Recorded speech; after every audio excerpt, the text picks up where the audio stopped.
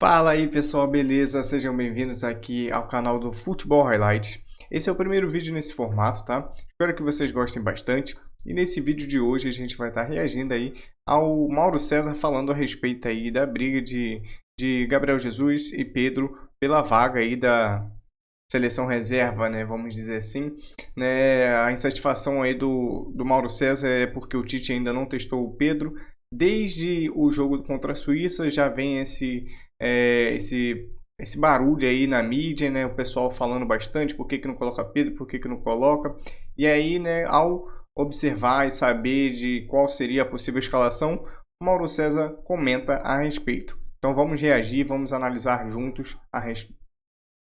Então vamos reagir, vamos analisar juntos aí o que o Mauro César fala. Lembrando que o link do canal, né, do vídeo original vai estar aqui na descrição, tá bom? Vamos que vamos assistir o trecho do Mauro César falando a respeito disso. E Mauro, a gente estava comentando que o Brasil vai entrar em campo nessa terceira e última rodada de fase de grupo, já sabendo dos resultados do grupo de Portugal. A gente comenta aqui na programação da Jovem Pan que seria melhor o Brasil pegar Gana. Gana vem bem nessa Copa, mas ainda assim, se a gente comparar com Portugal e Uruguai, por mais que o Uruguai esteja ameaçado, tem aquela rivalidade Brasil-Uruguai e tal, acaba sempre dificultando o jogo. Como é que você vê essa situação e não sei, a gente fala aqui dessa possibilidade. É claro que ninguém vai admitir isso e tal, mas o Brasil já vai entrar em campo sabendo, por exemplo, do resultado que ele precisa. Pessoal, antes de o Mauro César responder, eu gostaria de perguntar para vocês quem vocês preferem pegar nas oitavas de final entre Gana e Uruguai. Eu particularmente prefiro Gana, né? Então, é um time que, na minha visão, é mais fraco do que o Uruguai, apesar de estar fazendo uma campanha melhor até aqui do que o Uruguai. É um time que é mais fraco do que o Uruguai e também não tem esse lance de rivalidade, né? Uruguai-Brasil, aquela coisa toda. Querendo ou não, o Uruguai já ganhou aí 2 Copas do Mundo e tem jogadores muito bons que podem crescer, né? Contra o Brasil, todo mundo vira um leão, né? E aí, cara, por conta disso eu prefiro a Gana. Então vamos lá, deixe seus comentários aqui quem que você prefere e vamos continuar assistindo.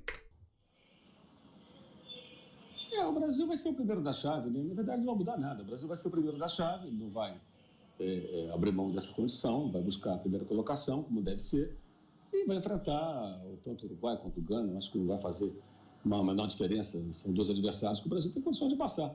O Uruguai tem a tal da rivalidade, tudo, mas o Uruguai na Copa do Mundo tem sido um Uruguai diferente daquele da reta final das eliminatórias. O Diogo Alonso tem sido extremamente conservador, montado um time muito defensivo, abrindo mão de jogadores que podem até acrescentar mais a sua equipe ofensivamente. E Gana é uma seleção perigosa, mas acho que o Brasil já tem experiência para ter enfrentado. Não acho que sejam adversários que provoquem grande temor, né? São adversários para serem respeitados. Se você bobear, você pode perder. Verdade. Mas o Brasil é melhor do que os dois, tem condições de passar tanto por um quanto por outro, independentemente de qualquer coisa. Acho que, na realidade, agora, esse jogo contra Camarões vai ser para justamente observar o comportamento dos jogadores. Eu acho que ele tem que pensar, já falei isso antes, em diferentes situações, não só testar jogadores, mas formações e estratégias para determinados cenários dentro da competição, né? Diante de adversários outros que poderão vir, especialmente depois de um desses dois, porque aí o caldo começa a engrossar, os times mais difíceis vão cruzar o caminho da seleção brasileira. E nesse cenário atual, essa provável escalação que eu passei aqui, Everton Ribeiro e Pedro estão em segundo plano, né? Os jogadores que atuam aqui no futebol brasileiro visivelmente estão em segundo plano para a comissão técnica da seleção brasileira. E ontem eu até comentava com o Flávio o seguinte: o Pedro, Mauro, querendo ou não, ele desbancou a concorrência de caras que jogam na Europa, Roberto Firmino e Matheus Cunha, né? Dos jogadores que brigavam aí pelo Pedro. E ele tem talento, ele tem habilidade. Você começaria com o Pedro já nesse jogo contra Camarões, já que o Tite precisa fazer testes, fazer também a gestão do grupo? Essa negócio de gestão do grupo do Tite, vou ser sincero, me enche um pouco a paciência, né? Pô, é demais isso, né? Essa preocupação, obsessão com gestão de grupo, de fazer média, de ficar contemporizando. Olha, é o seguinte, ele tem que pensar, independentemente de onde o cara joga em Saturno, Júpiter do Brasil, na Europa, qual a característica dele? O Pedro dá a ele como se fosse o Matheus. Vamos pensar no Matheus Cunha, que fosse colocado. É um centroavante. É outra característica. Como o time se comporta tendo um cara de mais referência na área? Porque nem o Richarlison é esse jogador. O Richarlison é um cara também de boa movimentação. Ele está jogando ali meio que, entre aspas, improvisado. Não é a função dele. Mesmo no Fluminense, quando jogava no Fluminense, foi a melhor fase antes de ser negociado para o Watford. o Richarlison jogava pelo lado. Quem era o centroavante era o Henrique Dourado, o ceifador. Eles faziam dupla de ataque. Então o Richarlison também não é um típico centroavante. Ele está jogando ali porque é a posição que ele conseguiu brigar, e foi bem no primeiro jogo, fez gol de centroavante. Mas seria interessante ver como opção. O Füllkrug da Alemanha foi convocado em cima da hora, é um centroavante típico, um jogador tecnicamente com limitações, fez um gol que salvou a Alemanha de uma derrota para a Espanha, entrou no final, foi um jogador convocado à última hora, estava na segunda divisão do futebol alemão na temporada passada com o Werder Bremen. E por que o Rossi colocou? Outra característica, ou seja, um cara de presença física na área. Eu acho que seria interessante ver como o time se comporta tendo essa referência na área. O Gabriel Jesus não é essa referência, nada contra o Gabriel Jesus, mas sabemos o que ele pode oferecer e de que maneira ele pode colaborar com a seleção brasileira, até pela experiência de uma outra Copa do Mundo. O Pedro é diferente, ele é outro perfil.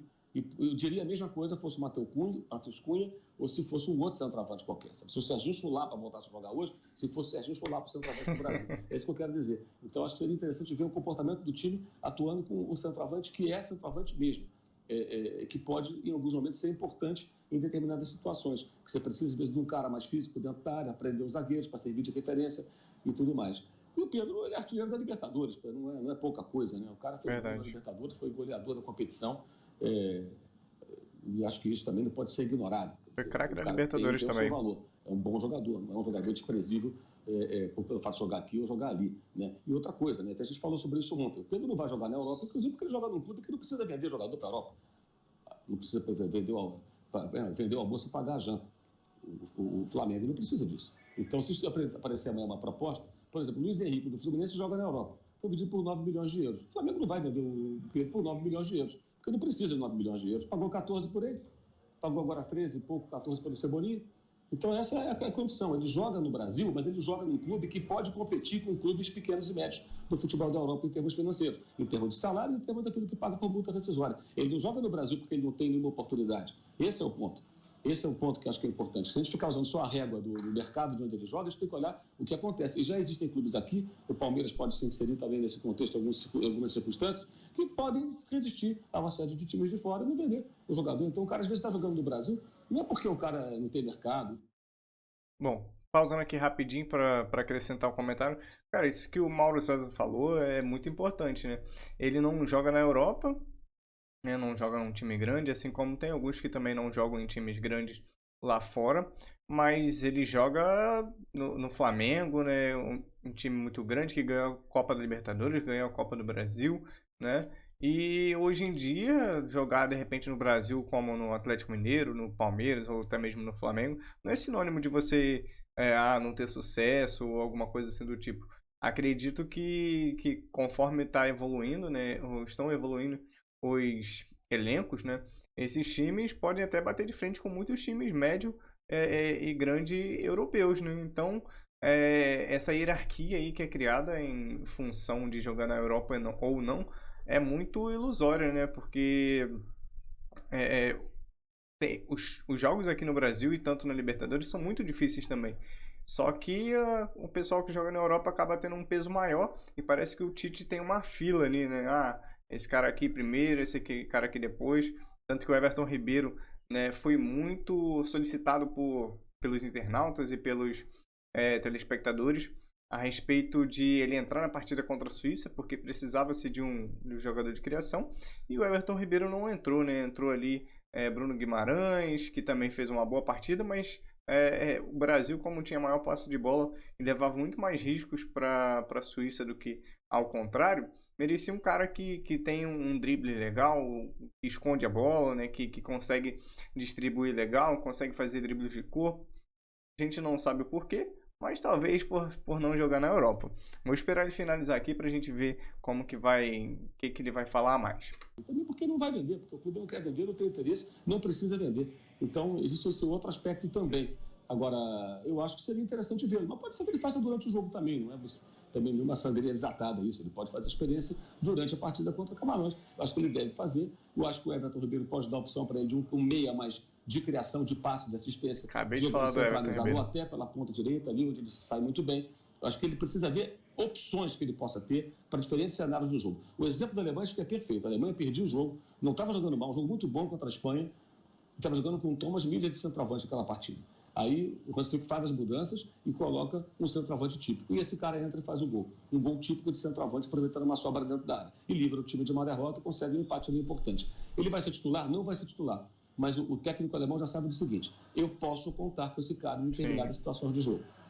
Ele me entrega isso aqui. Sim. Ah, mas eu sei do clube. Na seleção, na Copa é diferente. É legal ver em ação a personalidade do jogador, como ele se sai. Então, acho que esse jogo é muito bom para isso. Espero que ele faça testes não só com essa escalação inicial, mas também com outros atletas. E a gente pode colocar mais jogadores nessa conversa que possam entrar e possam mostrar do que eles seriam capazes em determinadas situações de jogo nas quais o técnico precisa deles. Flávio Prado. Galera, eu concordo aqui basicamente com tudo que o Mauro César falou, né?